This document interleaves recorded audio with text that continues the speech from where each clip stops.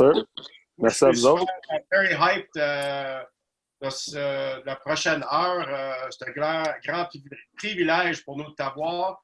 Je vais donner la mot de bienvenue à François Marcoux. Frank, take it away, mon homme. Salut, Big Vinny. Salut, mon Frank. Écoute, Vinny, j'ai juste une image en tête quand je pense à Vinny.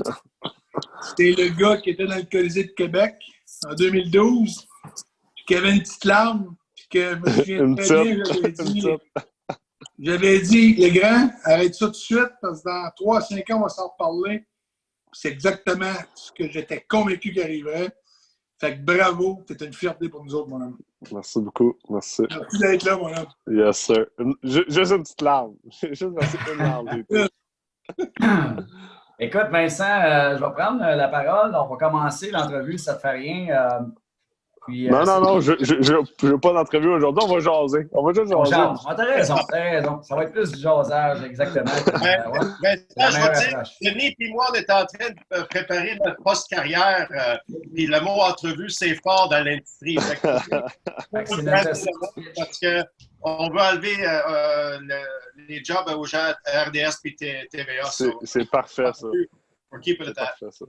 Puis Bruno et Max, là, on va les tasser éventuellement. Fait que, ça va ressembler à ça. Vince, écoute, tu es notre 3e invité alumni player. Et puis, on a eu la chance d'avoir Étienne Marcoux. Puis, on a eu Joe Spiro après ça, la semaine suivante. J'étais un peu déçu. Je pensais être le premier, mais gars, c'est correct. Non, mais il y a une raison à ça. Je pense qu'il y a du favoritisme, mais je dis ça de même. Je dis ça comme ça.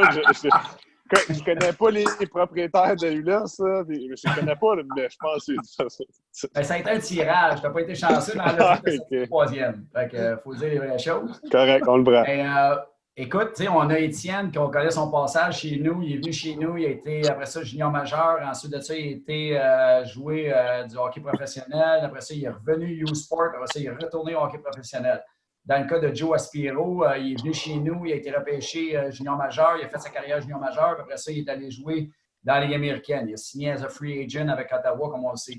Puis toi, la différence que je vois, c'est qu'à chaque fois qu'on rencontre des joueurs pour les emmener chez nous, dans notre programme, on lui demande ça serait quoi le meilleur des mondes, puis ils nous disent tout ton cheminement que tu as fait, toi, de A à Z. Fait que ça, c'est pour ça qu'à ce soir, je trouve ça intéressant à ce niveau-là, parce qu'il y a beaucoup de joueurs qui sont chez nous, qui rêvent de faire probablement tout ce que toi, tu as accompli au niveau du cheminement dans le hockey. Puis, on va commencer par le début. Vince, ça te fait rien. En 2011, tu t'es joint au programme Ulysse Academy. J'aimerais que tu me parles un petit peu de ce qui a justifié ton arrivée chez nous et que tu nous parles de tes 2 saisons, parce que tu as joué 2011, 2012, 2012, 2013 chez nous. Je te dirais, je pense que la plus grosse motivation, je te dirais, il y a 2 choses. Le fait que ça soit beaucoup plus axé sur l'école, puis dans le fond, le hockey en même temps, ça, c'est quelque chose qui était vraiment attrayant, surtout qu'on voyageait beaucoup aux États-Unis, donc on se faisait voir au Québec et aux États-Unis aussi. Donc ça, je trouvais ça, c'était super bien. Puis le coaching staff, je savais qu'en arrivant, qu'on allait être très bien encadré, puis que quand tu patines à chaque jour, ben c'est difficile de pas t'améliorer vraiment. Surtout, moi, j'avais Kawa puis Denis Chalifou en partant en plus, qui c'était 2 des meilleurs dans business. Fait que je te dirais, ça, c'était mes 2 motivations qui m'ont fait venir. Puis, écoute, mes 2 ans, j'ai commencé, j'étais Gros Bill, puis Daryl, on était 5, 6, 7. Puis on jouait pas beaucoup. Kawa ne faisait pas bien jouer. Nos parents n'étaient pas bien contents. Ça fait ce cas. Écoute, mon père en haut n'était pas. Je pense que Frank il rit parce qu'il s'en rappelle. Puis Kawa, il savait ce qu'il faisait. Puis j'ai été patient, j'ai travaillé fort. Je travaillais fort après chaque pratique. Je restais sur la glace. Puis je posais beaucoup de questions sur les jeux, sur ce qui se passait, autant durant les pratiques que sur la glace, durant les matchs. Puis, écoute, j'ai fini que, je pense, ma 2e année, ça a super bien été. Puis j'ai eu une super bonne bourse pour aller à Northwood, un prep school à Lake Placid. Puis à partir de là, écoute, ça a été seulement montant. J'ai eu des contacts partout. Puis j'étais allé dans BCHL. Puis après ça, j'étais allé à l'université américaine. C'était comme... Tout est arrivé super rapide, mais c'est à partir de Ulysse où j'ai été patient. Après là, j'aurais pu juste partir. Puis j'ai dit comme, non, tu sais, je veux... faut être patient. Tu sais, dans la vie, ça n'arrive pas pif-paf. Il y en a beaucoup que ça arrive rapidement, donc on veut tout être comme ça. Mais ceux que ça arrive, il n'y en a pas beaucoup. Donc, je pense qu'il faut tout être patient. Puis, garde là encore que l'année que je viens de passer professionnelle, il a fallu que je sois patient. Fait que, je pense que Ulysse, là, c'est décrit en patience pour moi. Fait que... Excellent. Mais à la défense, coach Kawa, je suis obligé de dire, Vince, puis je ne sais même pas si je vais t'apprendre ça. Je ne sais même pas si tu es au courant, mais pour ton temps de jeu, ces choses-là, nous, on a eu un téléphone de ta mère. Je ne sais pas si tu es au courant de cette histoire-là. Mes parents ils écoutent en haut, mais je les entends rire. Elle était très inquiète. Ta mère était très inquiète qu'on te fasse jouer contre des joueurs de 17-18 ans, plus gros, plus matures physiquement. Non, mais je pense que c'était un téléphone de mon père aussi. Celui-là, je pense pas que ça le m'inspire, ça. Non, mais écoute, tout ça avec du recul, on est capable de voir le cheminement que ça a fait, comment ça a été payant. Effectivement. Parenthèse fermée. Mais Vince, écoute, François Marcoux a parlé d'une journée spécifique dans ta vie où est-ce qu'on a eu cette journée-là. J'étais présent, j'étais là aussi, je t'ai vu pleurer, verser quelques larmes, puis on va se garder une petite ligne là-dessus. Mais tu as vécu une déception majeure cette journée-là. Puis je pense que dans la vie, il faut être capable de se relever de ça, d'un échec, parce que cette journée-là, à tes yeux, à toi, c'était un échec total. C'était probablement là, le plafond qui te tombait sur la tête. Je veux que tu nous expliques un petit peu là, cette journée-là, comment tu l'as vécu mentalement, comment tu t'es relevé de ça, Vince. Draft à Québec, c'était fou. On était 5 gars d'Ulysse qui étaient sur la liste. On pensait tous se faire repêcher. Évidemment, Raph Maher qui était supposé aller sur première ou deuxième ronde. Puis après ça, il y avait tous nous autres qui étaient entre le 5 et le 8. Finalement, on avait tout espoir. Puis moi, je me suis pas fait repêcher du tout. Puis mes quatre autres partners se sont fait repêcher. Fait que j'étais le seul qui était de ça avec ma famille dans les estrades. Puis c'est ça. J'ai versé 2-3 larmes. Puis après ça, les représentants de l'île, je me rappelle de Michel Fou, Christian Sauvageau, Coach Kawa. Ils sont tous venus me voir et disaient, hey, Vince, inquiète-toi pas. Il n'y a pas juste une route. Là. Il n'y a pas juste une route, il y en a plein. Puis après ça, Christian Sauvageau était venu, puis il m'avait parlé plus sérieusement. Puis il m'avait donné l'exemple de JP Langlois, que lui était allé, il avait super bien fait à Northwood. Puis, donc, je me suis comme... Mon moule, je me suis moulé un peu comme JP avait fait. Puis vu que Christian connaissait super bien ça, donc c'est vraiment lui qui m'a poussé à aller vers là. Puis après ça, moi, quand il m'a tout montré les photos, puis il m'a tout expliqué c'était quoi Prep School, j'étais comme, c'est là, je m'en vais, c'est à 100%. Puis après ça, ma deuxième année à Ulysse, j'étais seulement Prep School, puis je voulais juste aller Prep School. Puis je me suis rendu Prep School, c'était une expérience incroyable. Mais si moi, je me faisais repêcher, je serais probablement allé au camp.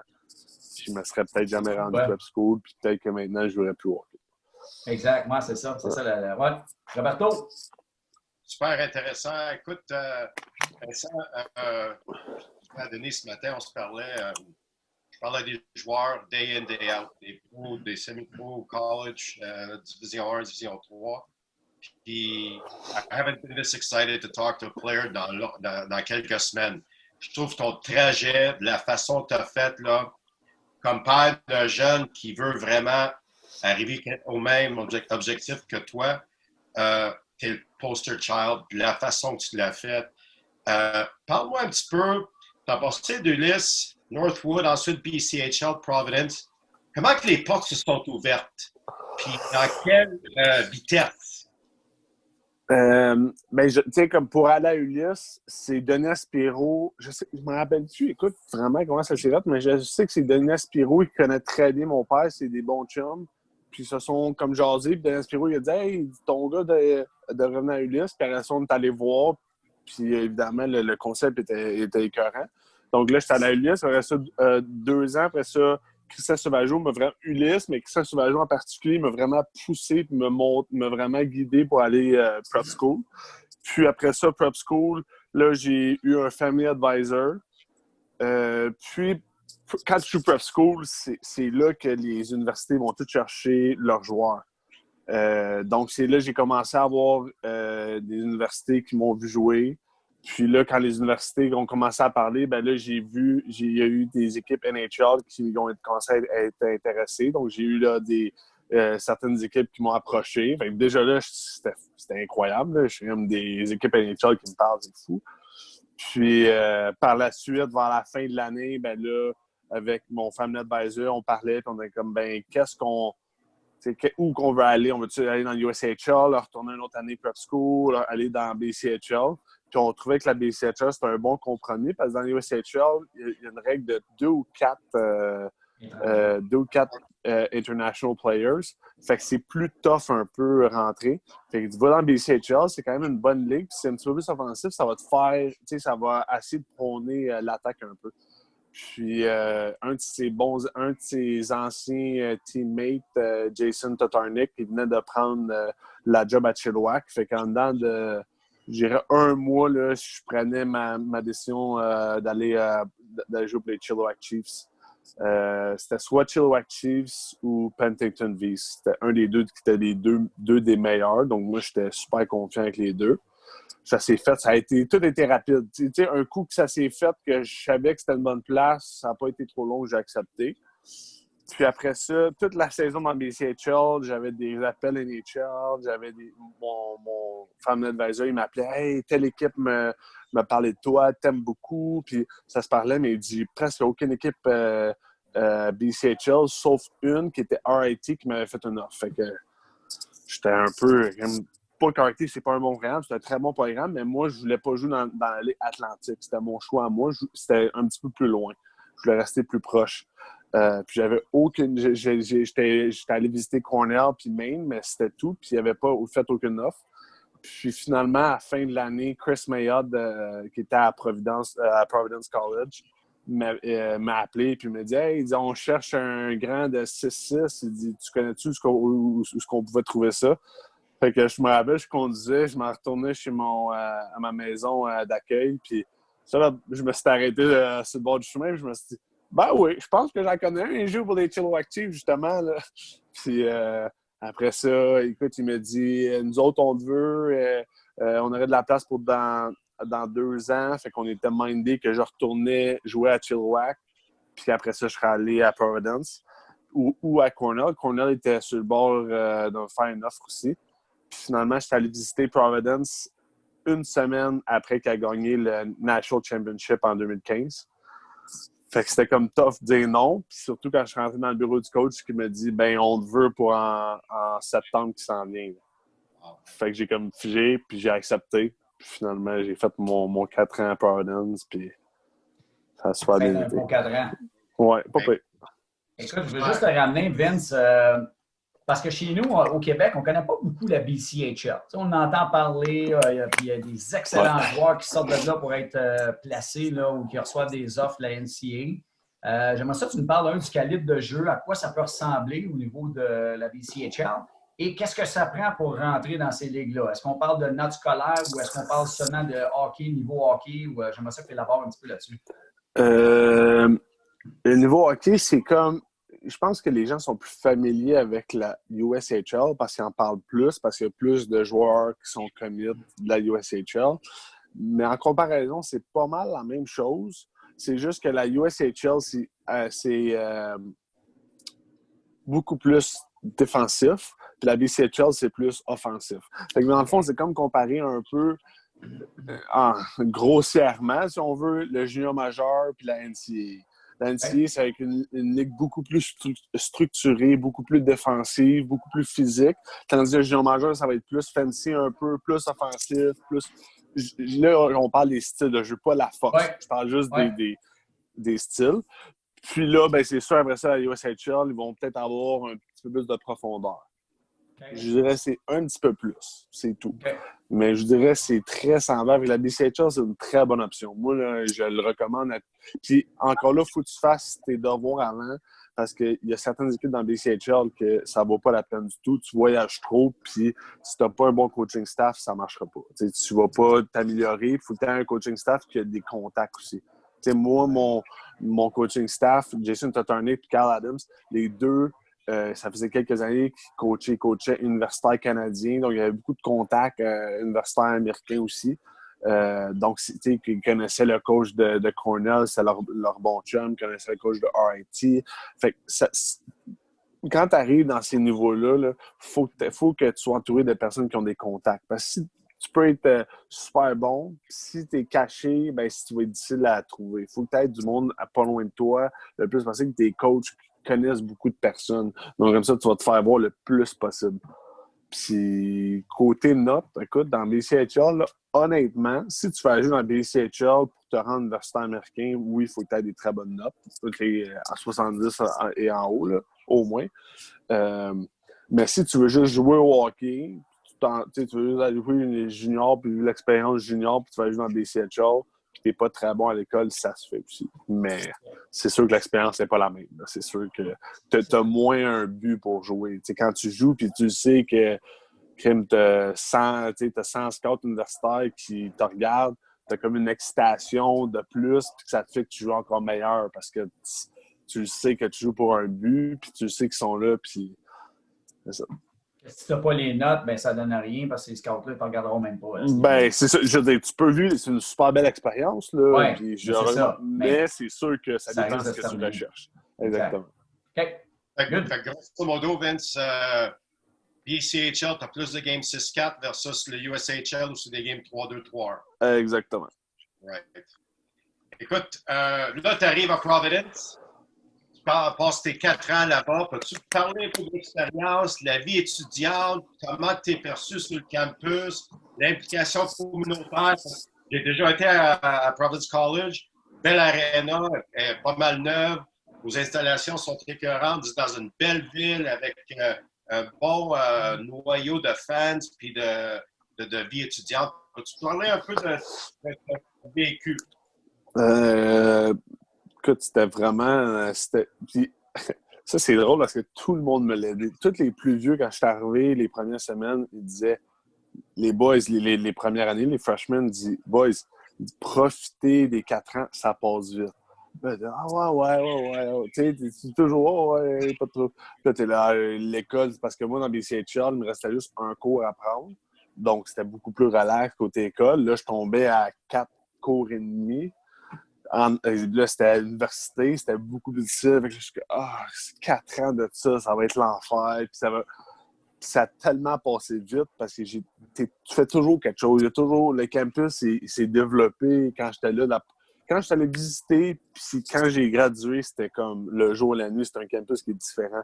Il y a eu au moins 100 millions qui se sont mis sur le campus pendant les 4 ans que j'étais là. C'est fou comment le monde qui donne l'argent sont généreux aux États-Unis.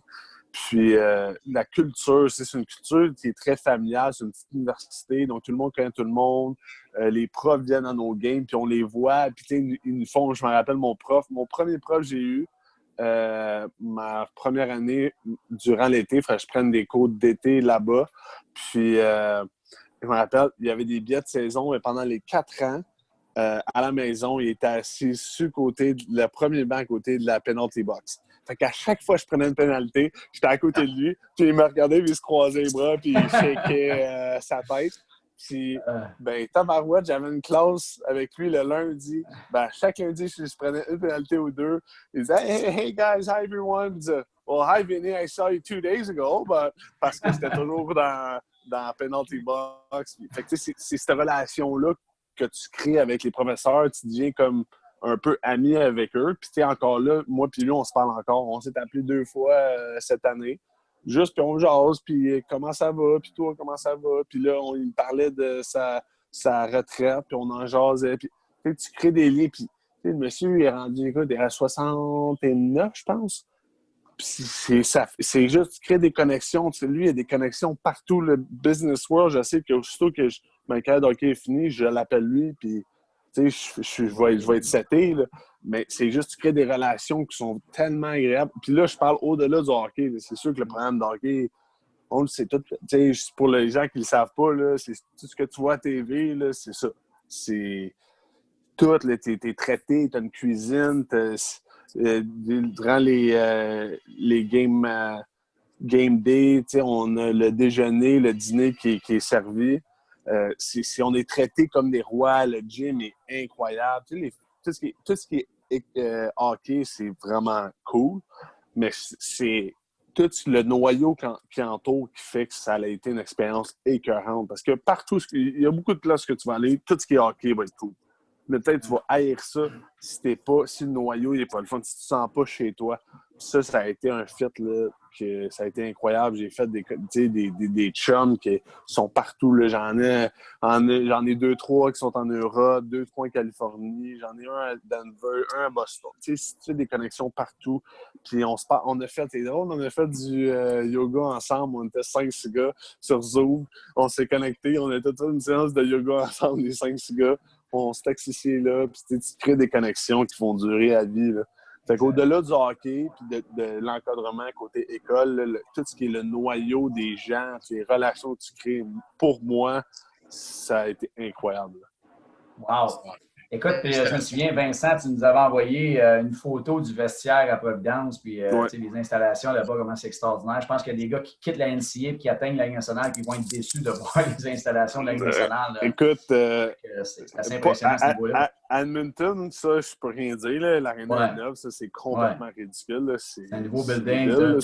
Ça n'a aucun rapport, mais dans les américaines, à Bakersfield, à Providence, c'était beaucoup plus beau. Puis dans East Coast, c'était beau, mais dans East Coast ici, Providence, c'était une coche. Bakersfield, c'était 2 coches en bas de Providence. Fait que, vous êtes gâtés là-dessus sur le campus. On a été gâtés. On se promène sur le campus, puis c'est les joueurs de hockey. C'est les joueurs de hockey. Ils savent tout. On s'est fait donner du stock comme on était habillé Providence de la tête aux pieds. Puis tout le monde le sait. Fait que là, t'as un certain respect sur le campus. Puis les profs, t'as un certain respect aussi. Sans dire qu'ils te traitent différemment. C'est juste que t'as un certain... Surtout au début, quand ils ne te connaissent pas, ils ont un certain respect envers toi vu qu'ils savent que l'équipe de hockey a un certain prestige. Standing, oui, exact. Exactement. Une question qui est bien en tête, mais je vais la skipper, Benny, ça ne te fait rien. On n'ira pas jouer là. J'ai été bon, j'ai rien dit, moi. Non, j'ai été bon. J'ai resté sur la ligne. Tu m'as dit Mais... la semaine passée, quand tu m'as appelé, tu m'as dit on ne parlera pas de ces histoires-là. Exact. Mais quand les jeunes ils quitteront, je pourrais vous la compter. Avec le chat, on ne sait jamais avec lui. Hein? Non, mais regarde, Vince, il y a quelque chose que je veux t'emmener de très, très, très, très sérieux. C'est ton expérience un petit peu encore au niveau là, de Providence. On a parlé de hockey, on a parlé d'installation, on a parlé de relations, on a parlé de tout ce qui englobe ça. Mais à travers tout ça, tu as quand même maintenu un 3,5 de GPA. On va dire une affaire... J'aimerais ça que tu nous traduises ça un petit peu. Qu'est-ce que ça représente au niveau d'une moyenne sur 100 et jusqu'à quel point ça a été phénoménal de maintenir cette moyenne-là au niveau académique. 3,5, dans le fond, c'est 3,5 sur 4. C'est comme j'essaie de mettre ça. C'est difficile à mettre en pourcentage. Moi, j'ai fait mes recherches, mon Vince, puis ça donne 90 Oui, dans ce style-là. 89, 90. C'est à peu près ça. C'est pas gênant. Je le prends. Là. Je me plains pas. C'est ça. Dans le fond, quand tu dépasses 3,5, c'est Dean's List. Dans le fond, c'est une liste qui est comme honorable.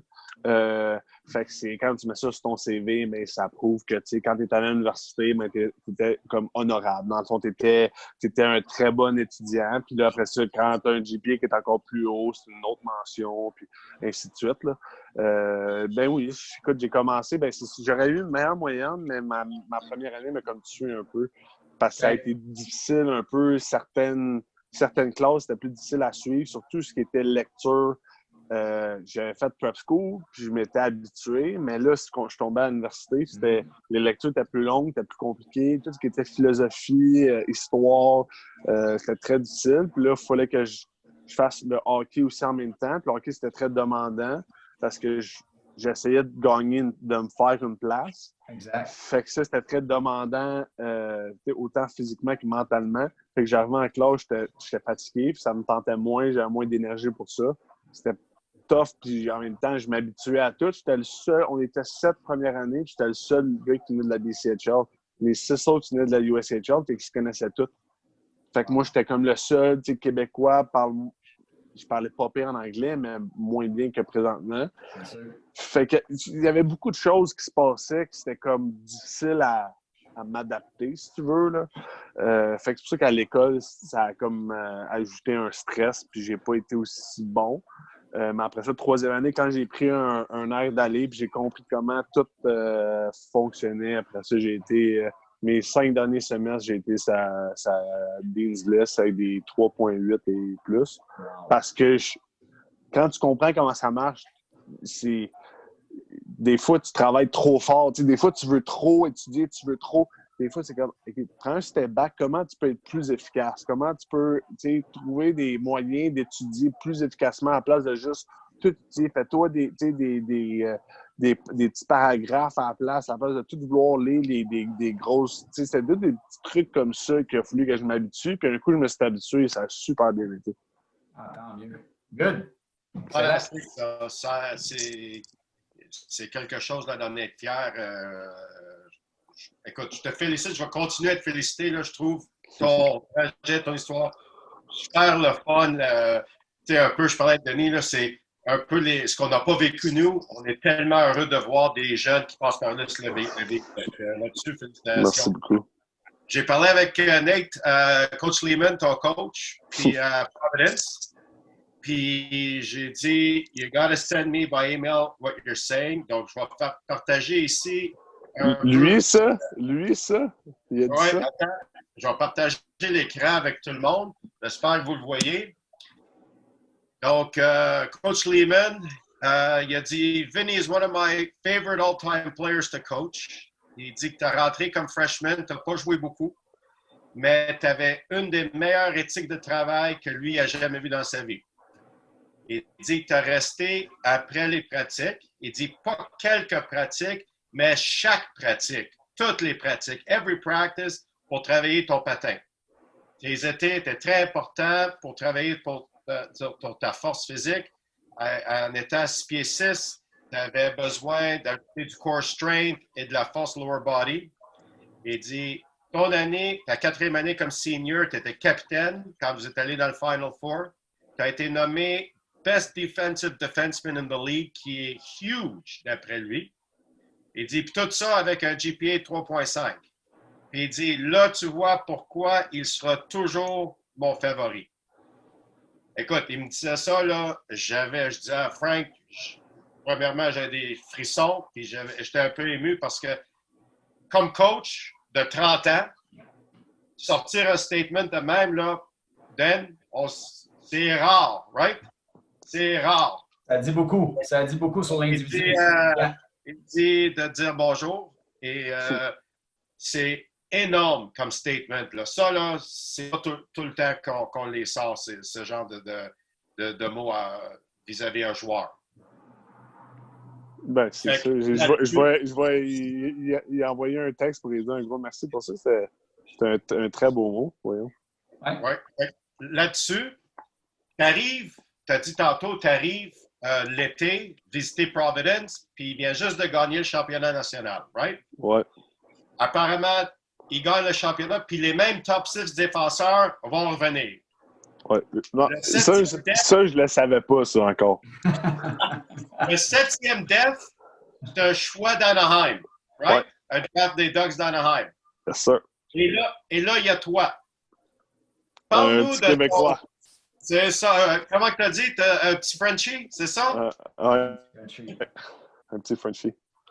C'est ça. Ça, c'est tes mots, hein, not mine. Fait que là, tu arrives. C'est quoi ton plan, ton mindset? OK? Puis, qu'est-ce que tu apprends dans ta première année, n'ayant pas joué beaucoup, Et comment tu termines ta 4e année avec un C sur ton chandail? Je vais être honnête, quand je suis arrivé, j'étais un peu naïf. Là.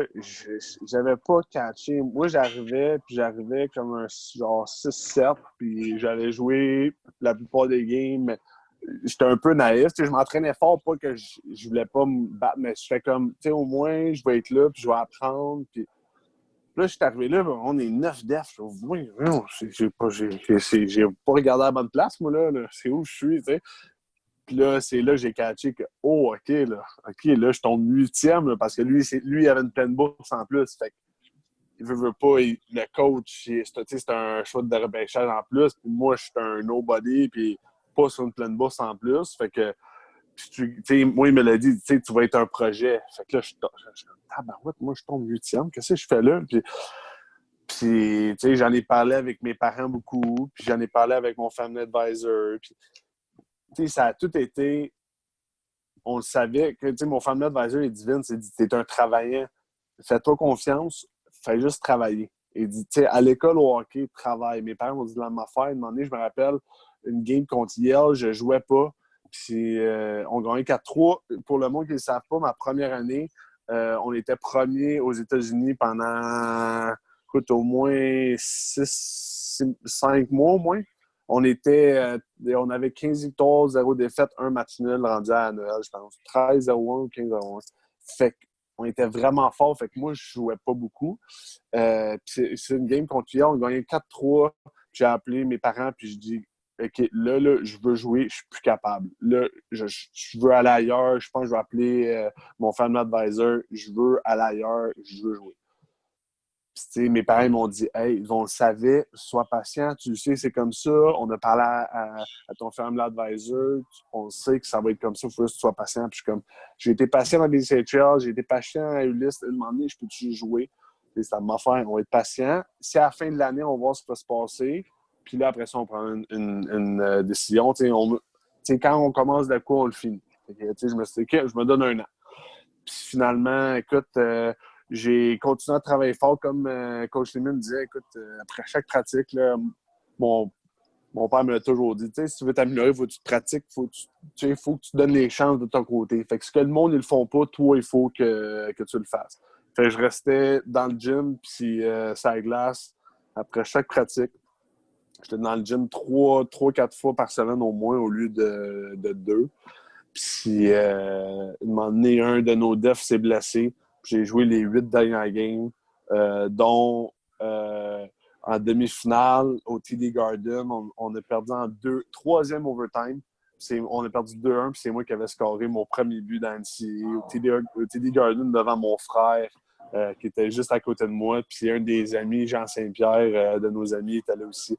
C'était un moment incroyable. Je suis au TD Garden, au semi-finale de hockey, des playoffs, puis tu scores, puis je n'étais même pas posé être là.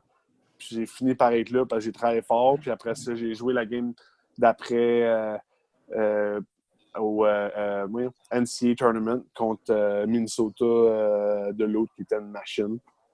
Fait que c'est ma première année, j'ai vécu beaucoup de choses que j'étais comme pas nécessairement supposé vivre. Puis ça, c'est à cause que j'ai travaillé fort puis j'ai pas lâché. Puis après ça, un coup, j'ai compris comment ça fonctionnait. C'est un peu comme, mon 4 ans, il a passé vite parce que j'ai trouvé un aide d'aller puis j'ai pas arrêté. J'ai travaillé aussi fort ma première que ma 4e année. Puis je travaillais plus intelligemment ma 4e année. Peut-être j'en faisais peut-être un petit peu moins parce que je jouais beaucoup plus. Mais je travaille aussi fort, juste plus intelligent. Fait que je te dirais, c'est vraiment ça. Ça a été m'adapter puis comprendre, OK, moi, je veux jouer, c'est quoi qu'il faut que je fasse pour jouer? T'sais, à la place de chialer, c'est une des raisons pourquoi l'autre gars de Anaheim, j'ai joué avant lui, puis c'est à cause de ça, parce que lui, il se préoccupait beaucoup à mais pourquoi moi, je joue pas? Pourquoi moi, je joue? Puis j'ai essayé de changer mon mindset pour faire OK, moi, je joue pas, qu'est-ce qu'il faut que je fasse pour jouer? Puis je l'ai fait, puis j'ai fini par jouer. Puis écoute, après ça, je pense que j'ai pris beaucoup de maturité, autant hors glace que sur la glace. Puis j'ai fini, comme tu dis, avec un C sur mon chandail. Puis c'était une expérience écœurante de se rendre au Frozen Four, pouvoir parce que, tu sais, quand t'es capitaine universitaire, t'as comme un certain, pas un pouvoir, mais une certaine prestance. Puis, tu sais, t'amènes ton équipe au Frozen Four, là, c'est comme, j'avais tellement une fierté pour ça, d'amener mon équipe au Frozen Four. Pour moi, c'était quelque chose de, c'était une expérience, j'ai vécu, c'était incroyable, puis j'ai été interviewé, puis c'était fou, là. C'était vraiment une super belle expérience. Puis ça, je suis tellement content d'avoir choisi cette voie-là, puis d'avoir travaillé comme j'ai travaillé, pour tout avoir vécu ça. C'était écœurant. Moi, Vincent, écoute, je veux rajouter là-dessus, d'avoir le 6 ton chandail en tant que Québécois, là, dire, c'est pas monnaie courante, ça, je pense, d'avoir dans la division 1 des écoles prestigieuses comme Providence, Cornell, name it, d'avoir des Québécois avec un 6 sur le chandail. Effectivement. Pas sûr qu'on a vu ça souvent. Fait que c'est tout à ton honneur. Puis sincèrement, là, bravo. Ça démontre justement ce que l'éthique de travail, d'être un bon coéquipier, une bonne personne, ce que ça peut emmener. Avec ça, Vincent, j'aimerais que tu nous amènes. Là, écoute, nous au Québec, on est un petit peu familier de plus en plus. Je te dirais que la NCAA, on entend parler des BC, des BU, des Northeastern, ces choses-là. Toi, d'avoir joué contre ces équipes-là, comment tu as vécu ça? C'est quand même des équipes ou des programmes prestigieux, là. Au début, c'était un peu comme irréel. J'en rappelle ma deuxième game ever NCAA. C'était la quatrième game de la saison. On jouait contre BU. C'était dans le fond un rematch depuis la game du National Championship. Dans le fond, Providence avait battu BU en finale pour gagner le championnat en 2015. Mais en 2016, au début de la saison, c'est la saison 2015-2016. C'était la première game à maison contre BU. Mes parents étaient là pour la première fois. Ils me voyaient jouer universitaire américain pour la première fois. Puis c'était comme irréel. Si je me rappelle, c'était sold out, une crowd incroyable. On embarquait sur la glace, toutes les lumières étaient baissées. Puis les gens avaient des lunettes qui flashaient. Fait que c'était juste des flashers partout. Puis là, la première année universitaire, quand tu embarquais sur la glace après le warm-up, tu enlevais ton casque. Fait que tu arrivais sur la glace, pas de casque. C'était le feeling, tu pensais, tu étais au Sandbell. C'est loud. Là, on se place toute sa ligne début. Puis là, ils présentent le starting line-up. Puis après ça, c'est National Anthem. C'était fou. Là. Je me rappelle tout. Je me rappelle le coach me matchait contre Jordan Greenway qui joue maintenant pour le Wild du Minnesota. Puis je me rappelle, il me matchait contre parce qu'il voulait voir si j'allais être capable. Puis après, en conférence de presse, il avait dit ben, je pense que Greenway, il y en a eu en masse avec Vigny. Puis, fait que c'était toute la mais c'était ma deuxième game ever, là, NCAA, mais toute l'expérience, c'était l'expérience de BU que j'ai, c'est vraiment ça. Là, c'est incroyable. C'est une certaine. Tu le sais quand c'est BU, tu le sais quand c'est BC. Ils ont le prestige que je parlais un peu là, tantôt, c'est ça. C'est BC, c'est BU, c'est. Quand il arrive, tu le sais. Tu le sens, t'es comme, OK, c'est une grosse game à soir. Même si, dernièrement, BC n'a pas été très bon, ils ont tellement de prestance que c'est une bonne game pareille. Là. Ils ont un aura alentour de ce programme-là. Exactement. Avec ce qu'ils ont bâti au fil des ans, qui va toujours les suivre. Là. Puis là, ça commence à être la même affaire à Providence. Là, ça fait comme 5-6 ans que Providence est solide. Fait que là, ça commence à se former autour de Providence puis Denver. Providence-Denver, les deux s'en viennent, deux équipes très semblables, des systèmes très semblables. Ça s'en vient la même affaire autour d'eux. C'est le prestige de OK. Là, à chaque game, même s'ils sont moins de skills cette année, ça va être une game tough. Ouais. Puis ça t'aura le sentiment d'avoir participé à ça un petit peu à la crédibilité de ce programme-là au fil des ans. Là. Effectivement. Ça nous amène à ton année de draft, ton expérience avec les Oilers, écoute, d'avoir été repêché. Une autre journée quand même assez spéciale. Autant que tu as vécu une déception au niveau du junior majeur, autant que tu as eu cette belle surprise-là au niveau de la NHL. Quand même paradoxal un petit peu de ne pas avoir été repêché junior majeur, d'être repêché Ligue nationale. Non, mais je me suis fait repêcher junior majeur. Ah oui, c'est vrai. L'Armada en 11e ronde. Ouais. 11e ronde, je pense, l'Armada en 2017. C'est vrai. Mais quand je m'en allais en donc, ça, c'est un... Écoute, on va manquer de temps, là, parce que je te dis, je pense qu'on pourrait te parler 2 heures, là, facilement. 2 jours. Oui, mais je vais essayer de condenser ça, parce que ça, c'est un autre sujet que je voulais emmener, mais Je veux t'emmener là, à ta journée de draft NHL, Vince, parce que je pense que c'est une journée qu'on ne peut pas oublier en tant qu'hockeyeur. On grandit avec ce rêve-là. On est petit cul, puis on joue dans la rue, puis on rêve à ça, on pense à ça. Puis la journée que ça arrive, c'est quand même un achievement qui nous arrive, qu'on réalise. Ben, tu veux que je dise ce que j'ai fait après mon fait drafté ou. Non. On va rester avant. C'est une joke. J'étais au lac Mégantic avec 2 anciens d'Ulysse, Sam Paquin et Darren Lambert. Puis mon frère, dans le fond, maintenant, il demeure au lac Mégantic. Puis il me dit ben non, passé le week-end de la Saint-Jean. Donc, le repêchage, c'était le samedi. Puis nous autres, on est arrivés le jeudi soir. La Saint-Jean, c'était le jeudi soir. On est arrivés le jeudi soir. On a passé vendredi la journée sur l'eau en bateau. Puis après ça, samedi aussi.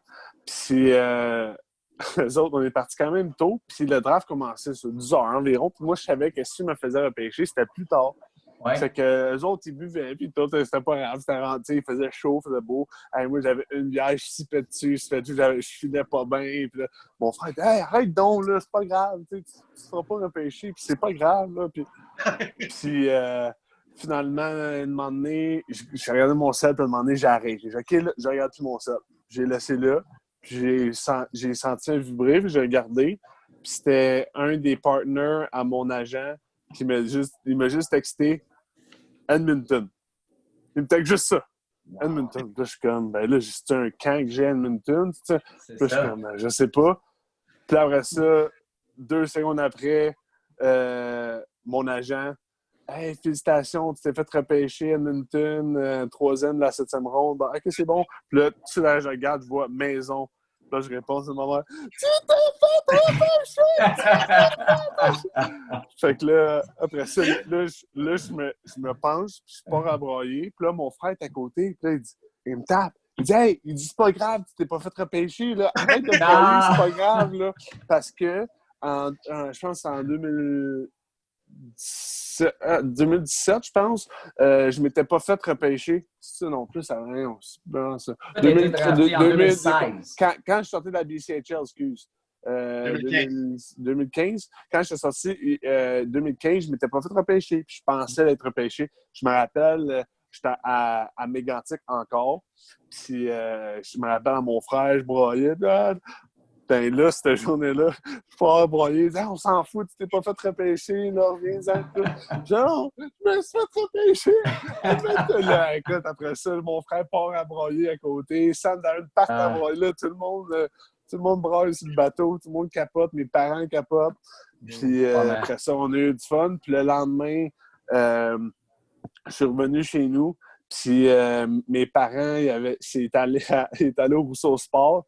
Puis ils avaient mis des fagnons sur la maison, des fagnons des Oilers d'Hamilton. Puis ils étaient les deux. Ma mère avait un chandail, mon père avait un chandail, puis les deux avaient une casquette des Oilers. Très discret. Puis je suis rentré, les deux, ils m'attendaient. Puis écoute, ça va les serrer dans les bras, puis juste les trois, on est juste partis à broyer pendant 5 minutes. On sait pas. Ils ont tellement fait de sacrifices. Tu sais, mon frère, aussi, c'était ça, là. Puis ils ont tellement fait de sacrifices pour que je me rende là. Puis juste, tu sais, t'es repêché dans la nature, là. C'est quoi que personne ne peut t'enlever. Ce qui se passe n'importe quoi demain, là, moi, je suis repêché dans la nature. Il y a 7 rondes de 30 joueurs dans le monde au complet. Tu sais, c'est ça, c'est l'ampleur. Puis c'est comme moi, j'ai été choisi. Puis sans mes parents, je suis même pas là. Je suis même pas proche, puis sans mon frère non plus. T'sais. C'était ça de vivre ces moments-là avec eux. C'était, écoute, indescriptible. Puis à partir de ce moment-là, moi, mon frère, on est devenus de plus en plus proches. Puis là, écoute, justement, je reviens de Mégantic le week-end passé. Je suis le parrain à sa fille, puis on s'appelle presque à tous les jours. Puis fait que juste vivre ce moment-là avec lui, puis pouvoir lui dire merci, puis de le faire vivre ça. Lui, il est à côté. Là. Puis après ça, il appelait tous ses chums du lac Mégantic. Hey, viens nous rejoindre sur l'eau. Mon frère s'est fait repêcher. Viens nous rejoindre. Mais il faisait pas ça pour moi, là. Il fait ça parce qu'il était fier de montrer. Tu sais, il voulait montrer, hey, regarde mon frère. Fait que, tu sais, ça montre quelle sorte de famille qu'on est, puis comment c'était le fun de vivre ce moment-là avec eux, tu sais.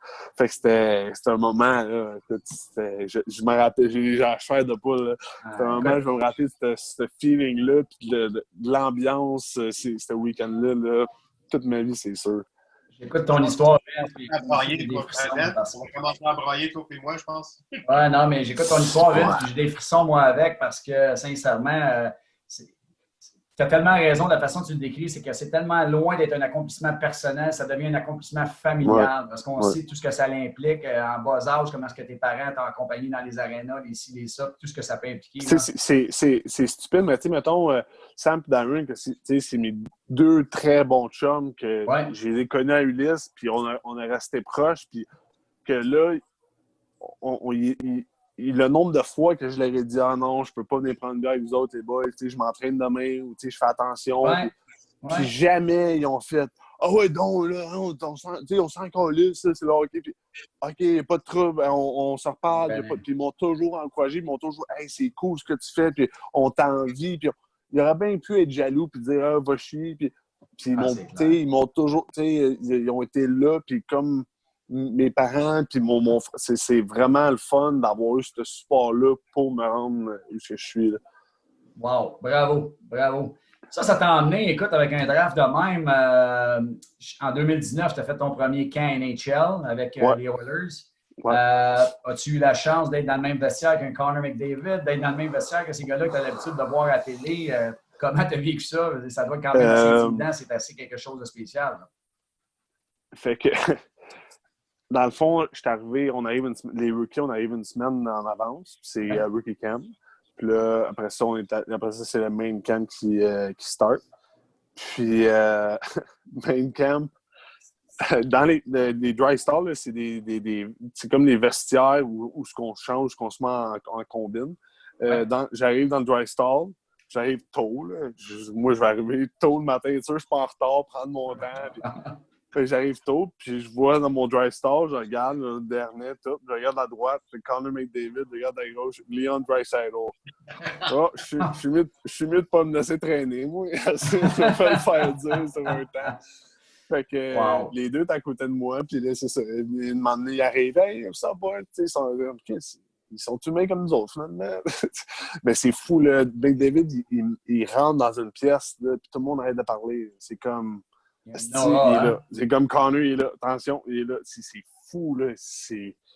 Il dégage de quoi, puis tu le sais. C'est comme, OK, McDavid est là. Attention. Wow. Puis, fait que première journée de camp, on embarque sur la glace. On était dans la même équipe. Ça veut dire qu'on pratiquait comme ensemble. Première drill du camp au complet. 3 contre 3 dans l'eau. Là, je suis déjà assez impressionné. T'as McDavid qui se promène sur la glace. Je suis un peu déboussolé. T'as plein d'autres très bons joueurs qui sont sur la glace.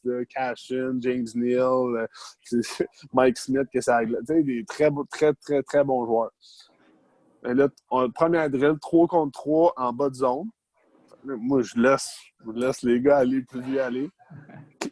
Oscar Clefbaum, qui est un def établi dans NHL pour les Oilers, il me regarde « Hey, kid, let's go! » Fait que là, je vais avec. Et je me retourne, t'as McDavid, Draisaitl, puis Cashin qui est là, ma première drill ever au main camp à Edmonton. Wow! Wow! All right, les boys. Fait que j'ai fait du mieux que je pouvais, là, mais je peux te dire que j'étais spectateur pas mal plus. Le coach Kawa, il aurait pas été fier de moi. Là. Ça allait vite. C'était. Je prenais des photos. Je prenais des photos. Là. Fait que c'était ma première expérience. Fait que c'était assez impressionnant. Puis après, mettons, la première, deuxième journée, de moment donné, t'es comme bon. C'est correct, c'est beau, là, c'est le fun, ils sont bien beaux, ils sont bien fins, mais à un moment donné, moi, je veux faire ma place, là, puis à un moment donné, j'ai commencé à plus m'habituer, mais il était trop tard, les autres, ils l'ont vu les 2 premiers jours que j'étais plus spectateur. C'est correct, j'ai parlé à un des assistants coach, puis il me l'a dit, on le sait, là, on n'est pas câble, c'est correct, t'as le droit aussi, t'es humain, à un moment donné. Puis, mais tu sais, là, j'ai hâte au prochain camp. Ben, je sais que je vais pas faire « Wow, je vais faire viens-t'en ». Tu sais, ça va être un challenge. Là, cette année, je le voyais plus comme « Wow ». un peu épanoui. Puis, c'est Connor McDavid, là. Le gars c'est une machine, il fait 13 millions par année. Là.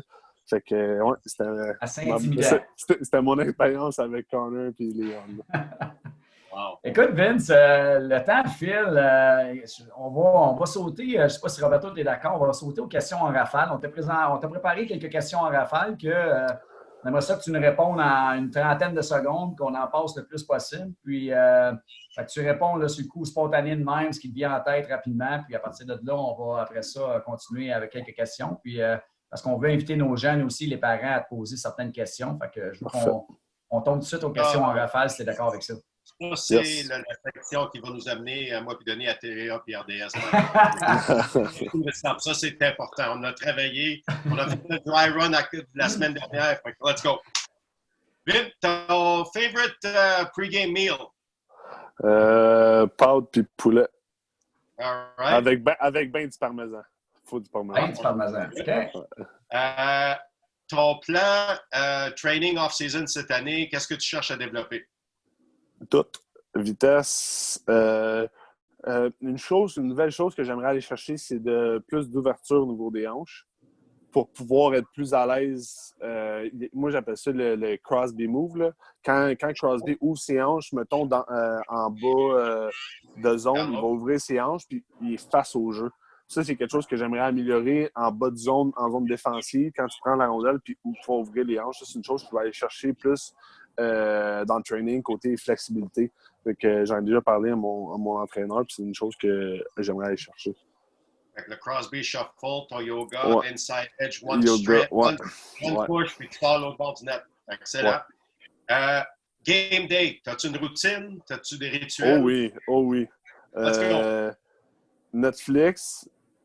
Dans le fond, je me lève. Si on joue tôt, il faut que je bouge. Il faut que j'aille dehors. Peu importe qu'il fasse beau, froid, il faut que j'aille dehors un peu. Il faut que je reste dehors, je bouge un peu. S'il n'y a pas de pre-game meal, je vais faire un bon stretch. Pre-game skate, je vais faire un bon stretch, un bon pas un workout, mais une petite activation. Après ça, je vais essayer de manger vers midi et demi, 1 heure au max. Puis après ça, c'est nap d'à peu près une sieste environ 45 minutes, 1 heure, pas trop long. Sinon, je vais écouter un film. Puis après ça, c'est douche, try and look sharp, du gel, tout liché. Il faut que look good, play good. Fait que, puis après ça, c'est musique. Puis avant les matchs, je prends toujours un PB&J, une sandwich au beurre de peanut. Puis après ça, je joue au soccer avec les gars avant. Puis après le soccer, c'est vraiment, on a un meeting avec le coach. Puis après ça, je tombe dans ma bulle. Je parle presque plus après ça. Avant, j'ai du fun, je ris, je parle beaucoup. Puis après ça, comme après le meeting du coach, je tombe dans ma bulle, j'ai mes AirPods. Puis là, j'ai ma musique. Puis je sais quoi faire, je sais les mouvements qu'il faut faire pour activer moi. Puis ça a été long, mais je le trouve, ça. J'avais trouvé plus cette année. Même à l'universitaire, je ne la faisais pas comme que je voulais. Je n'avais pas cherché mon plein comme potentiel côté activation. Là. Puis là, j'ai vraiment trouvé mon plein potentiel activation. Puis j'arrive dans un game, là, puis je commence en partant. Fait que j'ai trouvé Si les jeunes écoutent, là, la meilleure chose que je peux te guider, c'est de ne pas être superstitieux. Là, il faut que je fasse ça, puis sinon, je vais mal jouer. Parce que j'étais comme ça jusqu'à ma dernière année universitaire. Puis je dépensais tellement d'énergie à penser à ça, puis je le voyais sur la glace. Puis j'ai réalisé, quand j'étais arrivé à ma 4e année, puis je jouais 25 à 30 minutes par game, j'ai réalisé que je perdais beaucoup trop d'énergie à penser à « OK, c'est quoi il faut que je fasse pour bien jouer? C'est quoi? » Non, c'est moi qui contrôle si je joue bien. C'est moi qui va faire mon anticipation, qui va faire de la visualisation avant le game. C'est moi qui va se préparer physiquement. Puis c'est mental et physique. Si ton mental est là et ton physique est là, that's it. Tu n'as pas besoin de manger une pomme puis de manger une banane puis que si tu ne manges pas ça, là, ça ira pas bien, tu vas mal jouer. Non. Mais j'étais comme ça. Mais trop pour années, il fallait que je mange des Cliff Bars. Je mangeais 3 Cliff Bars par jour. Écoute, là, c'est énorme. Là. C'est tellement pas bon pour toi. Là tu mets une Cliff Bar sur le nez, j'ai envie de vomir parce que j'en ai tellement mangé. Mais là, j'ai travaillé beaucoup avec un psychologue sportif là-dessus parce que c'était trop. Fait que là, je suis rendu loose. J'écoutais les mêmes musiques. Depuis Ulysse, jusqu'à ma dernière année universitaire américaine, j'écoutais les mêmes musiques dans la même ordre. Wow! Juste pour vous dire comment c'était toujours All la about même the ordre. process. All about the process. Ouais. Hey, Puis là, j'ai changé ça cette année, puis je suis rendu beaucoup plus loose, puis j'apprécie plus aussi. J'apprécie plus être à l'aréna. Je suis moins OK, il faut que je fasse ça. OK, il faut que je fasse ça. Là, je suis plus loose, j'ai du fun, puis j'apprécie plus. Parce que, after all, it's all about fun.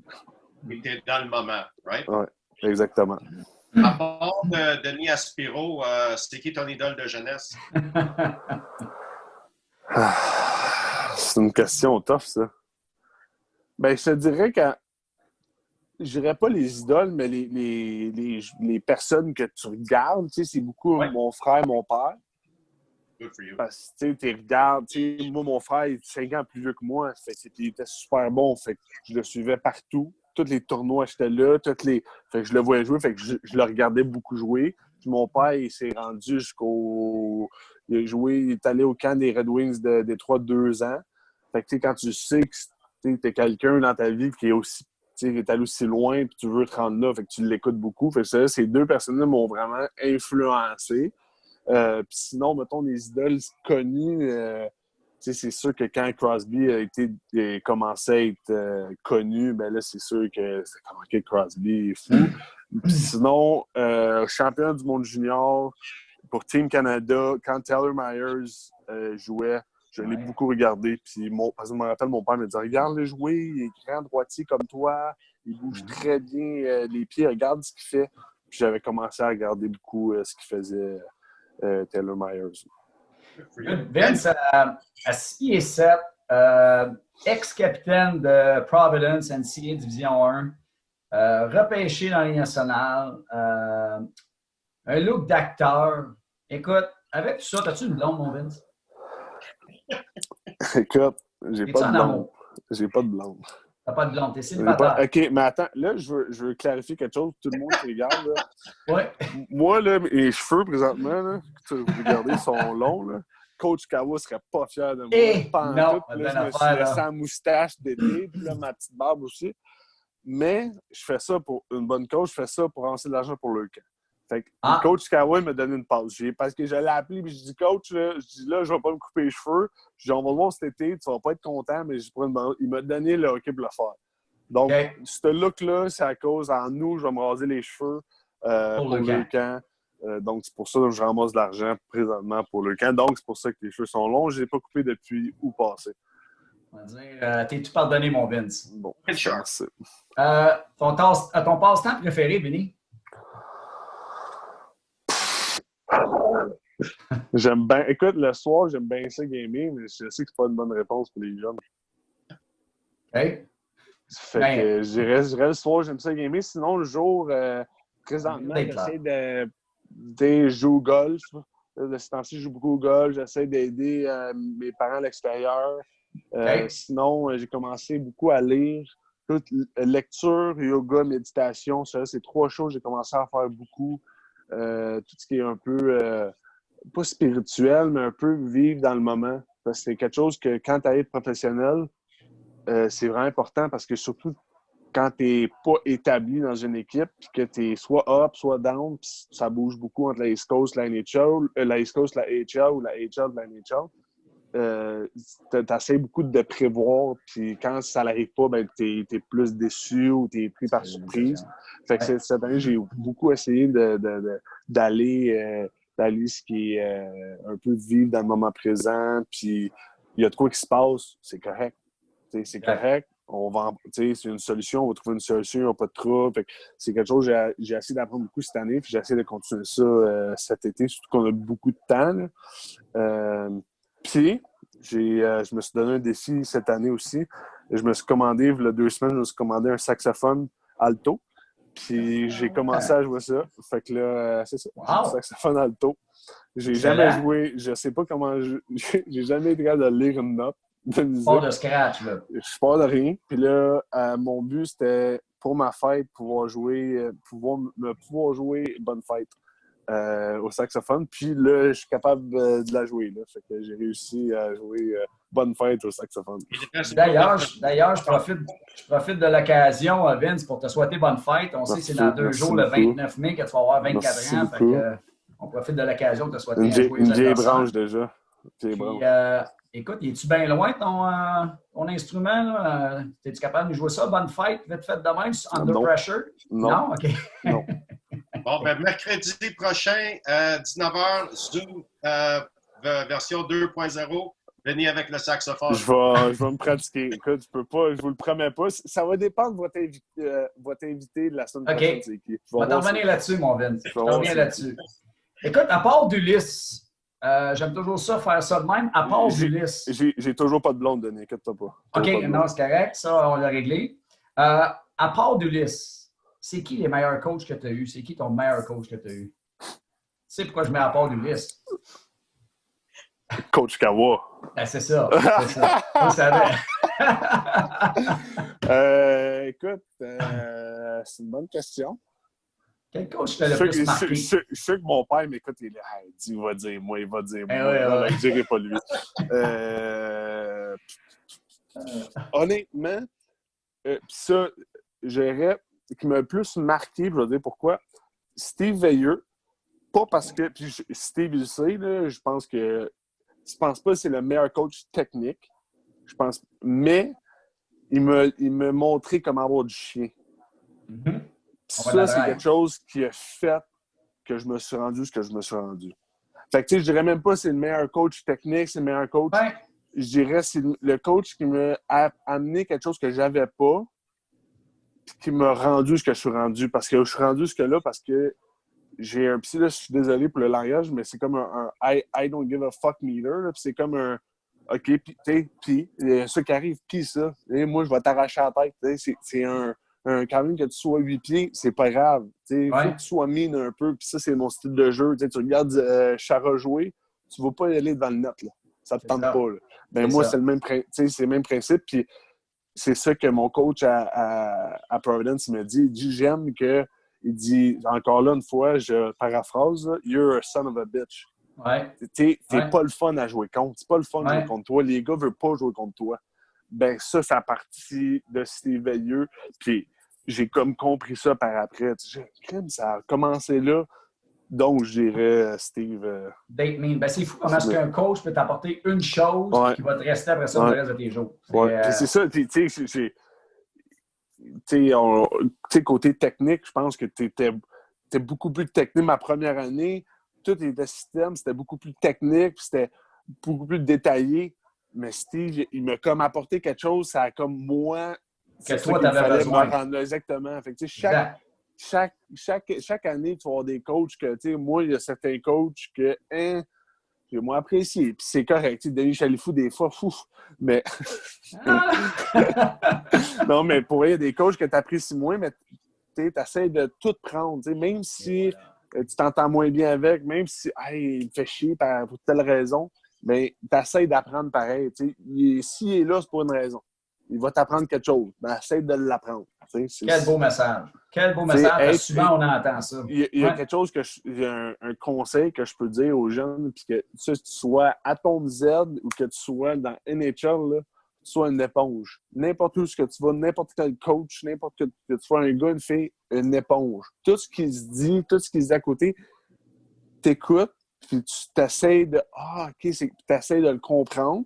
Si tu le comprends pas, tu demandes.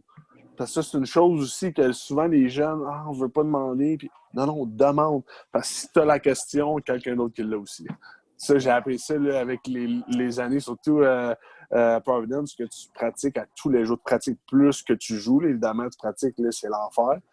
Puis j'ai appris ça. Ma première année, je ne parlais pas beaucoup. Ma 4e année, là, à chaque fois que le coach expliquait une drill, coach, ça, tu veux ça comment? OK, comme ça, parfait, c'est bon. C'est aussi simple que où tu places ton bâton puis où tu places la rondelle. Mais c'est ça qui fait la différence entre je vais-tu m'améliorer ou je ne vais pas m'améliorer puis je vais-tu me rendre à mon but.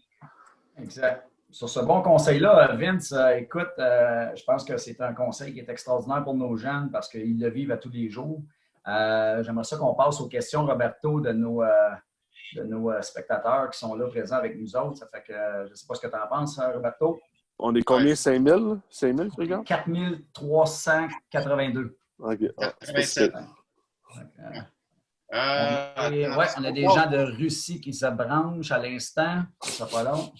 On va faire comme d'habitude, ceux qui sont à l'écoute, dans le chat au bas de la page, au bas de l'écran, vous avez juste à me faire signe, puis je vais vous mettre à l'écran. On a une question. OK, attends. Scott, il est là comme d'habitude. Attends, laisse-moi le trouver. Manuel. Hold on, buddy. There you go. OK, vas-y. Salut Vinny. Allez. Hey, mon homme. À commencer, bonne flow. Oh, you're working on it. I like it. J'ai une question. Pourquoi avez-vous choisi la Providence au lieu de Cornell? J'ai choisi Providence. C'était Providence, il me voulait tout de suite. OK.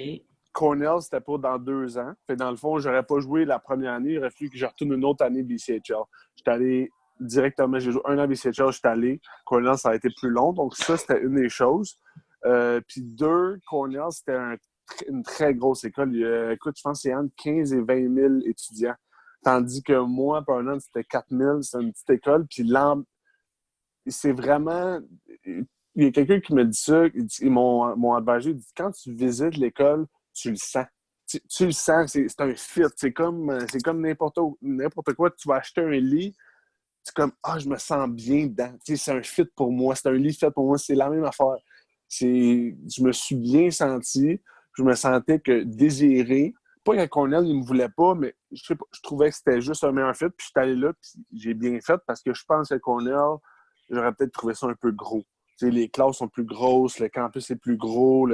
Tandis que Providence, tout est plus, comme j'ai expliqué plus tôt, que c'est plus un aspect de famille.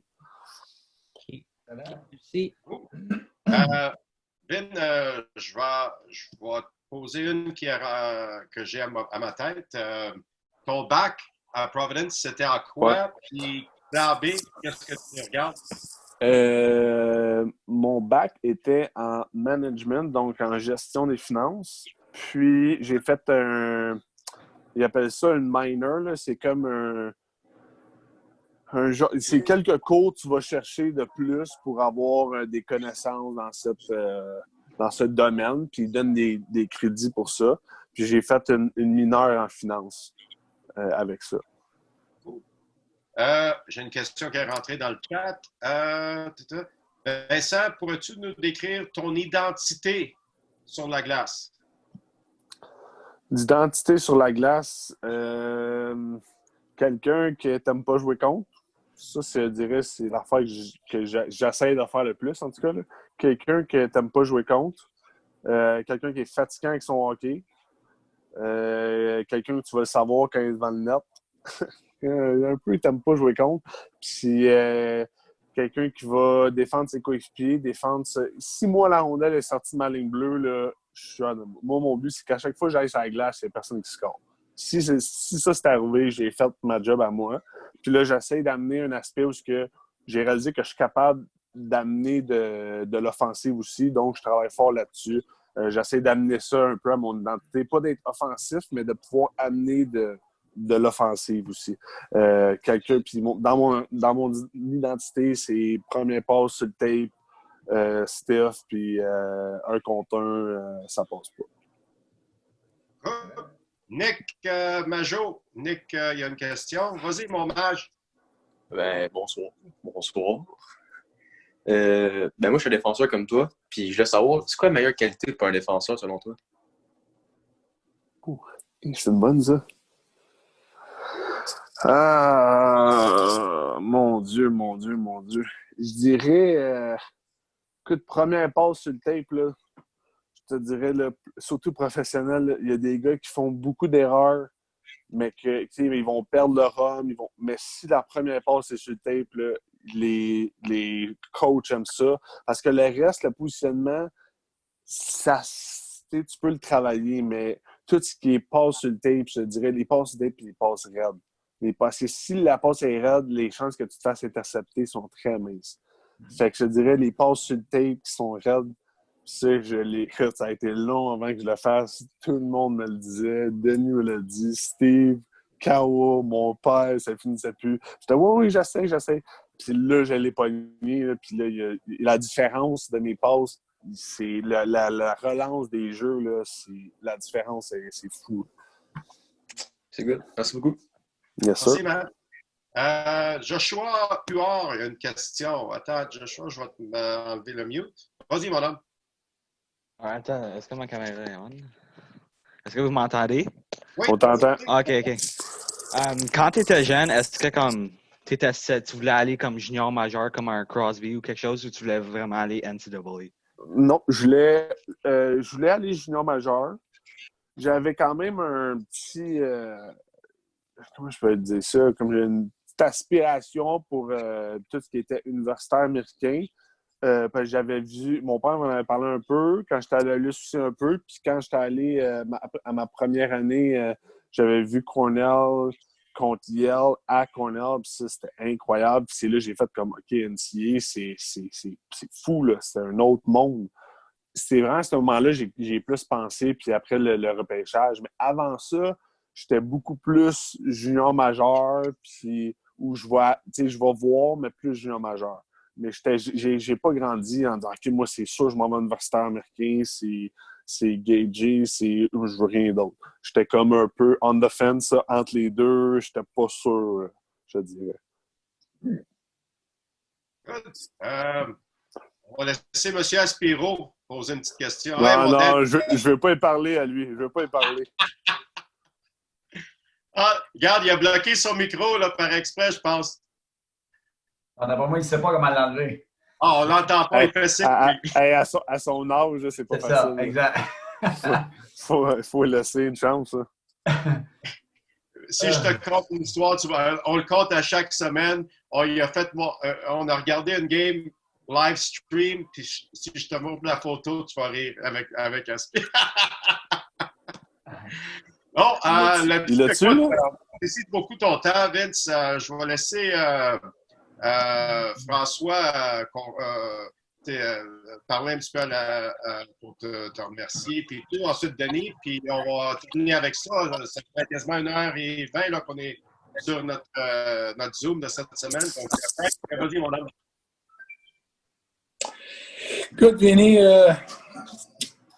on est vraiment fiers de ce que tu es devenu, puis je pense que le meilleur est encore à venir, donc il n'y a pas de limite. Mais je pense aussi à tes parents, Jacques, José, ton frère qui sont là.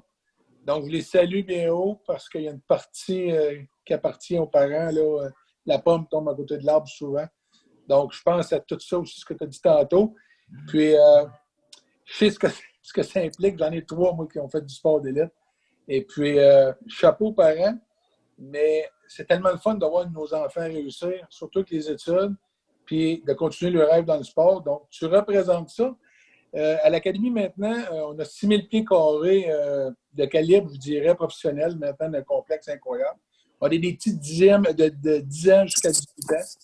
Puis, quand on parle de Vincent Desharnais qui est sur le mur, dans notre corridor, bien là, maintenant, ils vont mettre pas qu'un visage, ils vont mettre une philosophie. Donc, pour ça, je te remercie, Vinny.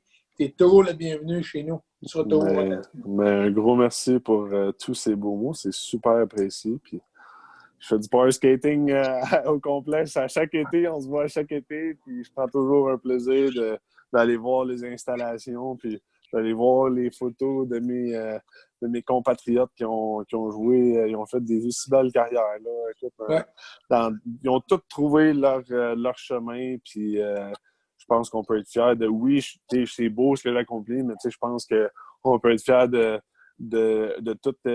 tout le monde qui a passé à Ulysse. Je pense qu'il y a eu beaucoup de joueurs qui ont fait des très belles choses. Des bonnes personnes, enfin. Exactement. Merci, Vinny. Yes, Avant sir. de passer dernier mot à Denis. Ben Vince, non, écoute, je ne serai pas long. Non, il n'y a pas de trouble. Écoute, attends, je vais te laisser la dernière parole à toi, mais je vais te sauter juste vite pour te dire merci. On ne se connaît pas. J'ai hâte de te voir en personne cet été. C'est un privilège de te parler. Je connais comme parent, comme coach, comment joueurs, le trajet, on prend tout le temps celui qui est le plus difficile parce que ça nous amène tout le temps le plus de fierté. Je vois dans toi quelqu'un qui croit dans le processus. Puis ça, dans la vie, là, c'est la chose la plus importante. Live in the moment, trust the process. Puis j'ai vraiment été impressionné. J'ai vu un article sur ta part disant que if you don't work, you won't get anything. Et ça, là, c'est des mots qu'il faut vivre avec. Fait que félicitations, homme. Merci beaucoup. Meeting you. Merci. Denis, go ahead, finish us off, mon homme. Vincent, écoute, je veux te remercier. Puis je vais rajouter aussi ce que François a dit concernant ta famille. Un gros bravo à toute la famille. Parce que je sais jusqu'à quel point ça devient une réussite familiale. Puis tes parents ont eu un gros mot à dire là-dedans. Puis ton frère, que pour moi, là, je n'ai appris encore aujourd'hui là-dessus. Tantôt, tu as mentionné pendant l'entrevue ou pendant qu'on parlait comment est-ce que chaque entraîneur va t'apporter quelque chose. Moi, à l'inverse, je vais te dire que chaque joueur que j'ai coaché ou j'ai eu la chance de coacher m'a apporté quelque chose. Tu as eu ton gros mot à dire dans mon développement d'entraîneur, puis d'avoir eu la chance de côtoyer des gens de qualité comme j'ai eu la chance de t'avoir dans mon équipe. Puis là, je ne parle même pas du joueur de hockey, je parle de l'individu. Fait que pour moi, un meilleur coach, puis je t'en remercie pour ça. J'ai la chance de te côtoyer aujourd'hui, de te parler, puis de voir le cheminement que tu as fait. Puis je pense que tu peux juste nous rendre fiers, tous les gens de Ulysse, qu'on a eu la chance de t'accompagner dans ton cheminement. Et puis, j'en fais partie et je me considère choyé de t'avoir eu dans mon équipe et de te parler encore aujourd'hui, de partager ces choses-là, ce que tu vis aujourd'hui. Puis, écoute, c'est tout à ton honneur, Vince. Continue de même. Je te souhaite la meilleure des chances. Et puis, tu mérites ce qui t'arrive. Puis, continue ton chemin de même. Puis, je vais te dire, tu vas être surpris de jusqu'où tu peux aller. Merci beaucoup. Merci à tous. C'est super gentil. Puis merci de l'invitation. Si jamais vous voulez faire un part 2, vous me le direz. Je peux même amener mon saxophone. Écoute, je vais même faire des positions de yoga. Vous allez capoter. Je suis rendu flexible au bout. Je suis rendu flexible au bout. J'aimerais savoir ça. On en prend bonne note, mon Vince. Yes, sir. Anytime. Attention. Merci. Salut. Bye. Bye. Merci. Merci.